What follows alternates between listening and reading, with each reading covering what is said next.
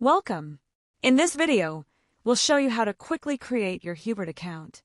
First, go to the Hubert registration page or visit hubert.ca/register. This is where you'll enter your information to get started. Begin by filling in your account information. Choose a username you'll remember. You can use letters, numbers, and special characters. Create a password that's at least 8 characters long and confirm it. You'll also see a password strength indicator ranging from weak to very strong as you type. Finally, enter your email address and then confirm it.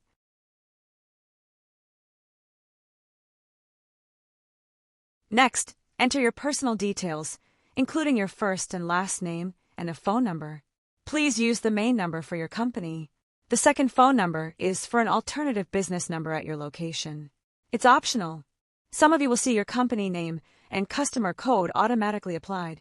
If your customer code isn't filled in and you believe you have one, reach out to your account manager for assistance.